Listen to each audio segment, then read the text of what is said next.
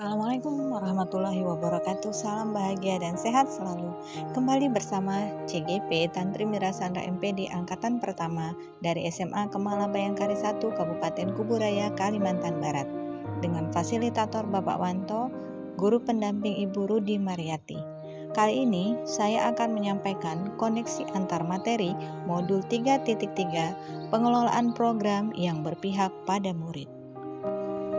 Hal-hal yang menarik dalam pengelolaan program yang berpihak pada murid terkait antar materi modul 3.3 adalah yang pertama, kita mendapatkan pengetahuan dan pengalaman membuat program yang tentunya berdampak pada murid. Kita dapat memanfaatkan dan mengidentifikasi aset sekolah untuk membuat program yang berdampak pada murid. Program yang disusun melalui inquiry apresiatif tahapan Bakja. Program kegiatan dilaksanakan melalui tahapan MELR dengan memperhatikan manajemen risiko. Pada materi sebelumnya kita sudah mempelajari dan mengidentifikasi aset sekolah dengan 7 aset yang dimiliki berupa 7 aset, di mana dari 7 aset tersebut kita bisa melihat apa yang menjadi kekuatan dari sumber daya yang kita miliki melalui apresiatif tahapan Bakja. Kita lakukan B, buat pertanyaan. Program apa yang sesuai dengan aset dan kebutuhan sekolah? A, kita dapat ambil pelajaran. Lihat kekuatan, berpikir berbasis aset, sumber daya apa yang kita miliki yang dapat kita optimalkan. G, kita bisa menggali mimpi, ekosistem di sekolah yang ideal itu seperti apa yang kita harapkan.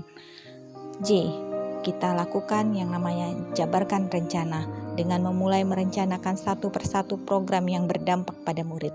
A, atur eksekusi. Pada tahap ini kita akan melaksanakan persiapan dan memulai apa yang kita butuhkan untuk membuat program yang berpihak pada murid. Jangan lupa kegiatan yang kita lakukan ini dengan menggunakan tahapan yang namanya MELR, Monitoring, Evaluation, Learning, dan Reporting. Monitoring adalah di mana kegiatan dilakukan dalam rangka pengawasan dan pengendalian. Selanjutnya proses evaluasi di mana kegiatan menggunakan prinsip yang menyeluruh, berkesinambungan, objektif. Hasil evaluasi dapat digunakan sebagai penghargaan dan pendorong. Caranya dengan bentuk kualitatif dan monitoring yang dilakukan adalah secara objektif. Selanjutnya observasi langsung, isian instrumen pengamatan, wawancara, dan peran serta. L itu adalah learning, di mana fakta, perasaan, temuan, dan masa depan. Selanjutnya laporan. Laporan merupakan alat bagi pemimpin untuk menginformasikan atau memberi masukan setiap pengambilan keputusan. Untuk itu, laporan harus lengkap, akurat, dan objektif. Selanjutnya, untuk meminimalisir resiko yang terjadi pada saat kita melakukan program kegiatan yang berpihak pada murid, kita harus dapat mengetahui tipe-tipe dari resiko yang terjadi. Yang pertama ada resiko strategis, resiko keuangan, resiko operasional, resiko pemenuhan, dan resiko reputasi. Apakah kaitan antara pemetaan sumber daya perencanaan program sekolah berdampak pada murid? Melalui berpikir berbasis aset, kita dapat mengoptimalkan 7 aset sumber daya yang dapat kita gunakan untuk membuat program sekolah yang tentunya berpihak pada murid. Adakah materi dalam modul lain yang berhubungan dengan materi dalam modul 3.3? Tentunya, untuk mengoptimalkan aset sekolah yang ada, kita mulai dengan menggali potensi yang ada melalui tahapan Bakja dengan proses coaching. Dengan memandang aset sekolah sebagai kekuatan nilai positif tertanam pada warga sekolah. Melalui identifikasi aset, murid terjadi pembelajaran berdiferensiasi sesuai kebutuhan murid. Pembelajaran yang bervariasi dan menyenangkan terjadi. Ketika muncul dilema etika atau bujuk moral dalam identifikasi aset sekolah, dapat mengambil keputusan yang tentunya berpihak pada murid. Dengan menggali potensi diri dalam berpikir berbasis aset, muncul karakter dan kesadaran sosial emosional pada murid. Dan semua dapat terangkum dalam program kegiatan yang berdampak pada murid.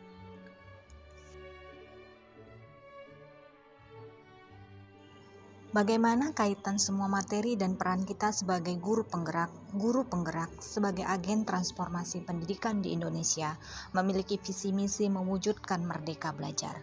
Melalui filosofi Ki Hajar Dewantara, guru penggerak memberikan tuntunan kepada murid sesuai kodrat alam dan kodrat zaman. Sebagai pemimpin pembelajaran, guru menanamkan budaya positif di lingkungan sekolah. Dengan inquiry apresiatif tahapan bakja, guru diajak menggali mimpi agar terwujudnya profil pelajar Pancasila. Dengan menuntun murid melalui pembelajaran berdiferensiasi sesuai dengan bakat minat dan teknik kesadaran penuh atau mindfulness, guru memberikan pengalaman belajar yang menyenangkan dan bermakna kepada murid. Melalui proses coaching, pemimpin pembelajaran dapat mengoptimalkan kemampuan dan bakat murid.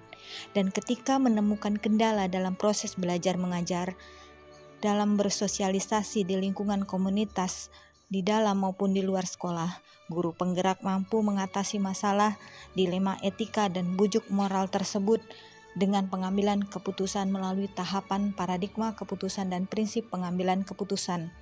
Untuk berbagi segala pengetahuan dan pengalaman secara kolaboratif, guru penggerak dapat membuat program yang berpihak kepada murid dengan mengelola sumber daya yang ada di sekolah, memaksimalkan aset yang ada di sekolah, dimulai dengan pemetaan dan identifikasi aset sesuai dengan kebutuhan dan sumber daya melalui tahapan bakja. Tidak lupa program yang dibuat merupakan wujud dari aksi nyata yang direncanakan melalui tahapan monitoring, evaluasi, learning, dan reporting, dan memperhatikan aspek-aspek dari manajemen risiko. Dengan demikian, melalui ekosistem yang lebih baik, guru penggerak dengan aksi nyatanya memberikan perubahan pendidikan yang lebih baik. Demikian koneksi antar materi modul 3.3 yang dapat saya sampaikan. Semoga bermanfaat. Salam bahagia dan sehat selalu. Wassalamualaikum.